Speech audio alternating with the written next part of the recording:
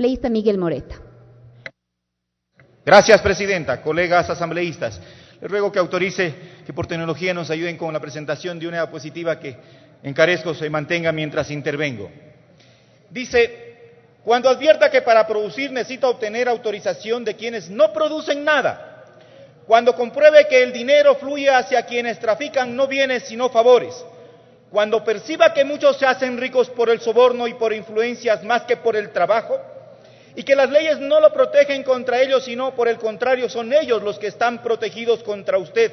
Cuando repare que la corrupción es recompensada y la honradez se convierte en un autosacrificio, entonces podrá afirmar, sin temor a equivocarse, que su sociedad está condenada.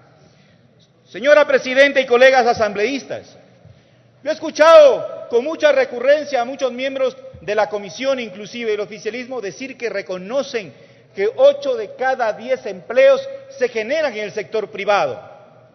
Entonces, ¿por qué, Carrizo, no estamos apuntalando el sector privado? ¿Por qué no estamos apuntalando las pymes?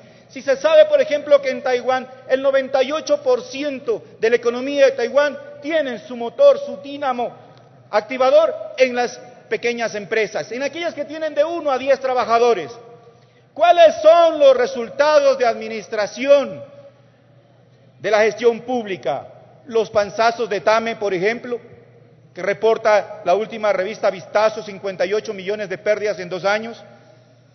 La falta de capacidad para administrar un negocio boyante para particulares como las gasolineras en el caso de Petroecuador. La falta de priorización de la inversión y gasto público al gastarse 81 millones de dólares en un montón de camiones chinos que tienen dificultades de maniobra para el ejército. ¿Es esa la austeridad? ¿Son ellos los que tomaron esas decisiones, los que están autorizados para señalar cómo crear trabajo en este país?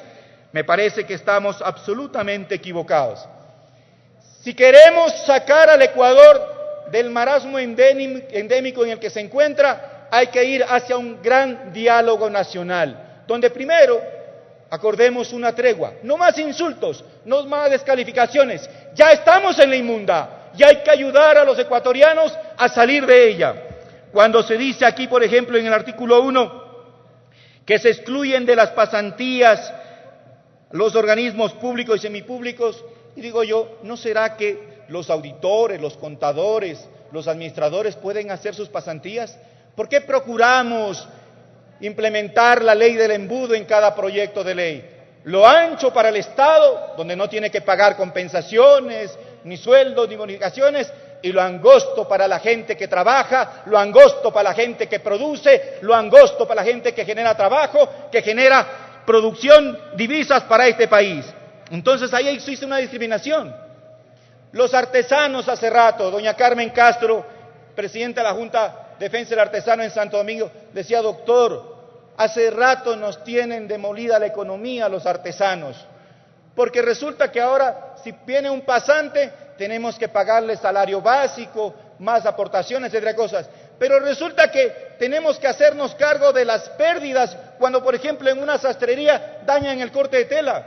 ¿No es acaso la pasantía un proceso de aprendizaje, de profesionalización, en que no necesariamente se tiene que recompensar con dinero, porque se puede dar estadía? Conozco de un ganadero que recibió 4 pasantes en la ciudad, en el sector de Santo Domingo, que eran de la Universidad de Guayaquil. Con este régimen podría recibir solo 1. Y esos pasantes están felices porque tienen una casa decente, tienen comida, tienen transporte, pero además tienen un acceso a la transferencia de tecnología con profesionales ampliamente capacitados. Ellos necesitan aprender haciendo. Y por eso es que debemos hacer que las pasantías sean universales, sector privado, artesanal, en el sector público, semipúblico, etcétera. Cuando hablan de que el ministro rector del Trabajo determinará los porcentajes mínimos de inclusión de pasantes en cada empresa en función del tipo de actividad y el tamaño de las mismas. Oigan, ¿cuánto trabajo, cuánto empleo ha generado ese Ministerio de Relaciones Laborales? ¿Ha creado algún empleo productivo? ¿O se ha dedicado a perseguir a quienes generan trabajo, asfixiándolos, atosigándolos con multas, sin dar ningún tipo de capacitación, sin preparar a la gente para que pueda ser útil y rentable. Cuando se habla de la licencia por maternidad y paternidad, oigan, por Dios, siempre hemos sido rebasados por la realidad frente a la ficción. Pongamos los pies en la tierra. Un joven padre de familia, una joven madre de familia, cuando tiene sus primeros hijos, está en la edad de mayor productividad en su etapa histórica. Y muchas veces está estudiando, necesita incrementar sus ingresos para asegurar comprar una casa, comprar los muebles, comprar la medicina, la alimentación para sus hijos. No me vengan a decir que van a tener 12 meses con sueldo sin trabajar, nadie los va a contratar. Y claro que va a haber una corrida, pero no precisamente la que están planteando que la haga el IES, sino una corrida que será el equivalente a un enorme éxodo hacia el exterior, porque esa gente querrá buscar trabajo en otros lados donde exista una mínima posibilidad. Entonces yo creo que eso tiene que ser repensado. No podemos hacer medidas populistas. Yo quisiera aprovechar el tiempo que me queda para lanzar una hoja de ruta para poder rescatar el Ecuador. Y es que hay que plantear ese gran diálogo nacional con una tregua de los descalificativos políticos y buscar empoderar al individuo y la familia. Racionalización tributaria, la gran transformación productiva, la competitividad laboral, la democratización del crédito, la drástica reducción burocrática y de gastos innecesarios y la transparentación de la obra pública y de la administración pública para que exista cero corrupción, gobiernos abiertos, obras de calidad, obras con precio justo y no que sigamos teniendo carreteritas que aguantan 2 aguaceros y hay que volver a repavimentar o a cruzar su techo. Cuando hablo de empoderar al individuo y la familia, digo que hay que apuntalar no en atacar los resultados, sino las causas. ¿Cuánto bien le haríamos a los jóvenes del país si los capacitaríamos sobre planificación familiar para evitar que exista una correlación perversa entre la multiplicación de las bocas frente a los panes? Educación técnica de calidad para hacerlos emprendedores, empleadores y no empleados, porque ser empleado no le da garantía ni en lo privado ni en lo público. Cuando se le antoje simplemente pagarán la indemnización del despido intempestivo y lo echarán a la calle. Racionalización tributaria. Hoy más que nunca los agricultores de mi patria sienten los garrotazos de una persecución del SRI que cobra multas prácticamente chulqueras del 2% mensual en impuesto a la tierra, patente, etcétera. Eso se tiene que revisar. Eliminar el anticipo a la renta, flexibilizar el IVA, eliminar el impuesto a las tierras.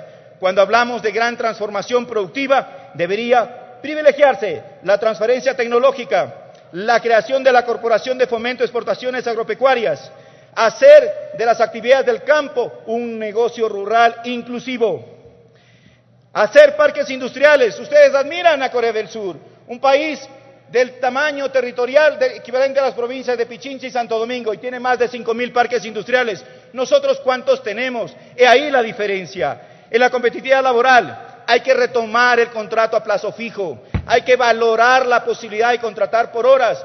Una madre de familia tranquilamente podría trabajar 1 o 2 horas al día en actividades de limpieza, de cocina, de decoración, de pastelería, de una serie de cosas que se pueden ir generando.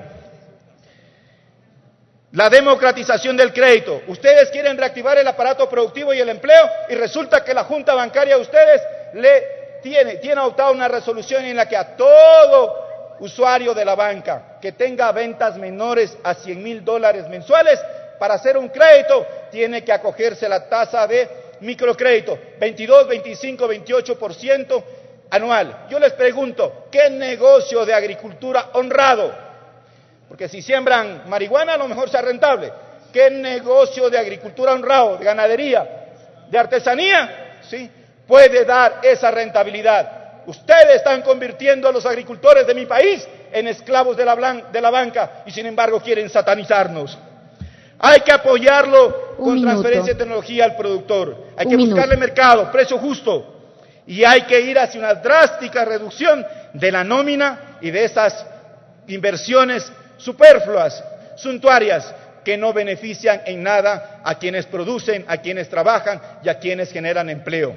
Entonces, ha llegado la hora de pensar integralmente, no en parchecitos, no en esta ley paracetamol que apenas está lanzando un parchecito de agua tibia para resolver un gran y complejo problema nacional. Gracias mil.